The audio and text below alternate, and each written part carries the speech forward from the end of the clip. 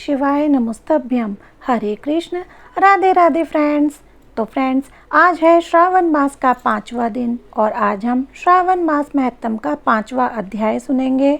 और हमेशा की तरह अध्याय शुरू करने से पहले एक विनती, एक प्रार्थना कि यदि आपको मेरी वीडियो अच्छी लगती है तो प्लीज़ मेरी वीडियो को लाइक करो, मेरे चैनल को सब्सक्राइब करो और कमेंट्स ज़रूर से करो। प्लीज़ यार, कमेंट्स कर दिया करो, हर हर महादेव ऐसे करके। और अब हम कथा शुरू करते हैं। उससे पहले हम लेते हैं भगवान श्री गणेश जी का नाम। बोलो गणपति महाराज की जय। और लेते हैं माता पार्वती और शिव जी से आशीर्वाद कि उनकी कृपा आप सब पर, हम पर यूं ही बनी रहे। तो अब बिना समय व्यर्थ करते हुए हम शुरू करते हैं आज का 5वां अध्याय।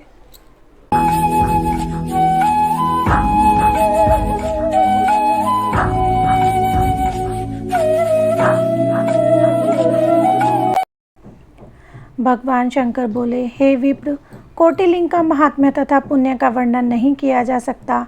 जब एक लिंग महात्म्य की कथा कहना ही असंभव जान पड़ता है तो फिर कोटिलिंगों का महात्म्य कौन कह सकता है। यदि मनुष्य में कोटिलिंग निर्माण करने की शक्ति ना हो तो उसे केवल 1000 लिंगों का निर्माण करना चाहिए।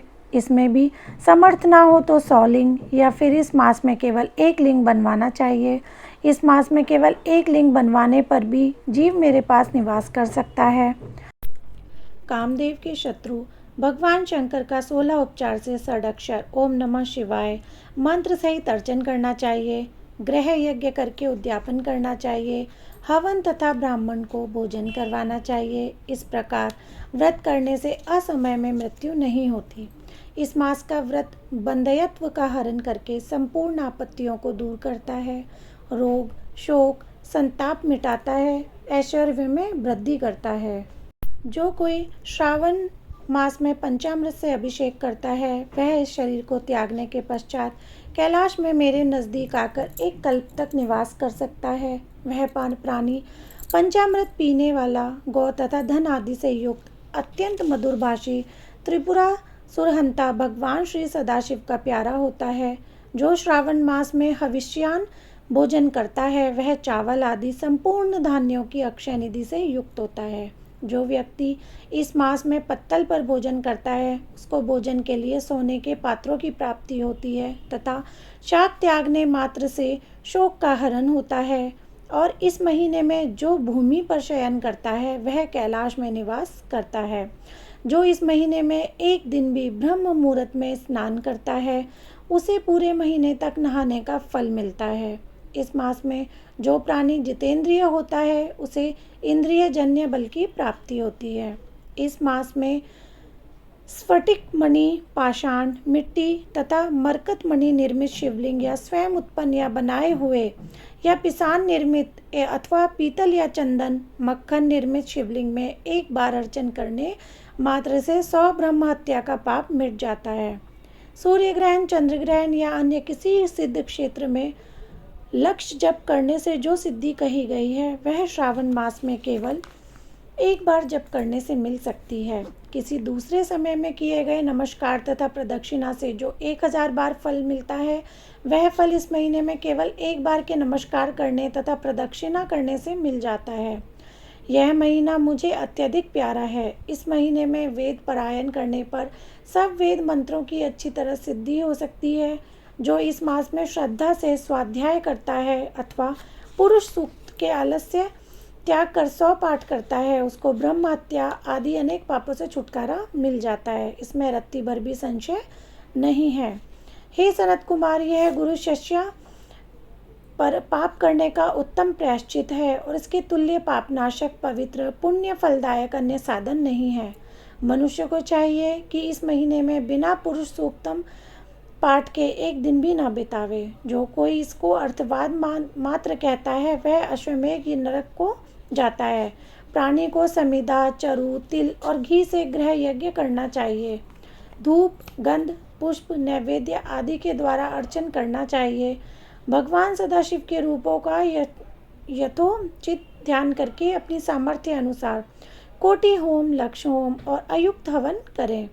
तिलों को व्याहति मंत्रों द्वारा हवन करना चाहिए। इसी को गृह यज्ञ का नाम दिया गया है। हे सनत कुमार, अब मैं वार व्रत कहूँगा, ध्यानपूर्वक सुनो। इस संबंध में एक पुरातन इतिहास कहता हूँ। रमणीक प्रतिष्ठानपुर में सुकर्मा नामक एक दरिद्र ब्राह्मण रहता था। वह भिक्षा पर ही अपना गुजारा चलाता था। एक दिन वह अपने एक गृहस्थ के घर में भिक्षा के लिए गया। वहाँ कुछ स्त्रियां आपस में मिलकर रविवार का व्रत कर रही थी। उस ब्राह्मण को देखकर उन स्त्रियों ने पूजन सामग्री को शीघ्रतापूर्वक ढक दिया। उधर ब्राह्मण को अर्चन विधि जानने की लालसा थी। उसने उन स्त्रियों से कहा, आप सब ने इस व्रत को क्यों ढक दिया है? आप सब साध्वी हैं, कृपया करके मुझे इस व्रत की विधि बताइए। समय दृष्टि रखने वाले सज्जनों का तो उपकार ही स्वार्थ है, क्योंकि परोपकार जैसा दूसरा धर्म तीनों लोकों में नहीं है। क्योंकि परोपकार जैसा दूसरा धर्म तीनों लोकों में नहीं है। मैं दरिद्रावस्था के कारण अत्यंत दुखी हूँ, अतः आप इस उत्तम व्रत का विधान तथा फल मुझे बताएं।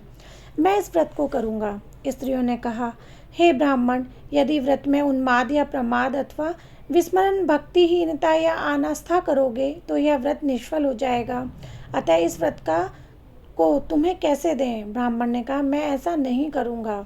उसकी एक बात सुनकर उन स्त्रियों में से एक प्रौढ़ स्त्री ने उस ब्राह्मण को उस व्रत की विधि बतलाई। उसने कहा, श्रावण मास में शुक्ल पक्ष के पहले रविवार को मौन होकर उठना चाहिए।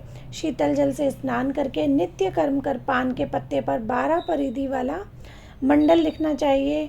उसे लाल चंदन से सूर्य नारायण के तुल्य गोलाकार लिखना चाहिए। उस मंडल में संज्ञा नाम वाली स्त्री होती है, स्त्री सहित सूर्य का लाल चंदन द्वारा पूजन करना चाहिए। घुटने जोड़कर जमीन पर बैठकर सूर्य के 12 मंडलों पर अलग अलग लाल चंदन से युक्त लावा तथा जपा पुष्प द्वारा अर्घ्य श्रद्धा भक्ति से सूर्य नारायण को देना चाहिए। अर्घ्य को रक्ता, जपा पुष्प और उपचारों द्वारा युक्त करें। नारिकेल बीज और खांड शर्करा से युक्त सूर्य के मंत्र पढ़कर नैवेद्य देना चाहिए। सूर्य के 12 मंत्रों द्वारा स्तवन करना चाहिए। बार बार नमस्कार करना चाहिए। बार बार प्रदक्षिणा करनी चाहिए। फिर 6 सूतों को एक में मिलाकर उसमें 6 ग्रंथियां लगानी चाहिए। उस सूत्र को भगवान श्री सूर्य नारायण को अर्पण करके उसे अपने कंठ में बांध लेना चाहिए। 12 फल से संयुक्त दान वामन ब्राह्मणों को देना चाहिए। कुपात्र को इस व्रत की विधि नहीं बतानी चाहिए। हे विप्र, इस प्रकार व्रत करने से निर्धन धनवान हो जाता है, निसंतान पुत्रवान हो जाता है, कोढ़ी का कोढ़ मिट जाता है, बंदी खाने में पड़ा हुआ बंदी खाने से छुटकारा प्राप्त कर लेता है, रोगी का रोग मिट जाता है। हे विप्र, अधिक क्या कहूँ, प्राणी जिस वस्तु की इच्छा करता है वह आपको इस व्रत के प्रभाव से प्राप्त हो जाती है। इस विधि से यदि श्रावण मास में 4 रविवार हों तो 4 व्रत करें, और यदि 5 रविवार हों तो 5 व्रत करें। व्रत के पूर्ण फल की प्राप्ति के लिए उद्यापन करें। हे विप्र, इस प्रकार व्रत करने से कार्य सिद्धि होती है। वह ब्राह्मण उन स्त्रियों से इस प्रकार व्रत की विधि जानकर अपने घर को वापस लौट आया। उसने घर आकर अपनी दोनों कन्याओं को भी व्रत की विधि बतलाई। उस व्रत के केवल सुनने से और अर्पण तथा दर्शन मात्र से वह कन्याएं अत्यंत सुंदर हो गई तथा उसी दिन से उस ब्राह्मण के यहाँ लक्ष्मी निवास करने लगी। कई विधियों और कई तरीकों से उस ब्राह्मण के यहाँ लक्ष्मी आई। वह धन कुबेर हो गया। एक दिन राजा ने मार्ग में से गुजरते हुए उन कन्याओं को अपने मकान की खिड़की में देख लिया। रूप की खान उन दोनों बहनों को देखकर वह देखता का देखता रह गया। वह उन पर मोहित हो गया। उस ब्राह्मण को बुलाया और अपने लिए उसने दोनों कन्याओं को मांग लिया। ब्राह्मण ने भी प्रसन्न होकर उन दोनों कन्याओं को राजा को दे दिया। कन्याएं भी राजा जैसा पति पाकर प्रसन्न हो गई। फिर उन्होंने इस व्रत को किया तथा पुत्र पौत्र आदि से युक्त हो गई। हे सनत कुमार, मैंने अभ्युदय को देने वाले इस व्रत को आपके सामने कहा है। हे ब्रह्मपुत्र, जिस व्रत के सुनने मात्र से सब इच्छाओं की पूर्ति हो जाती है, तो इसके अनुष्ठान के फल का क्या कहना। तो फ्रेंड्स, यहाँ समाप्त होता है हमारा श्रावण मास महत्तम का 5वां अध्याय, जिसमें हमने रविवार व्रत कैसे करना चाहिए, उसके विधि विधान नियम क्या हैं, इन सब के बारे में जाना है।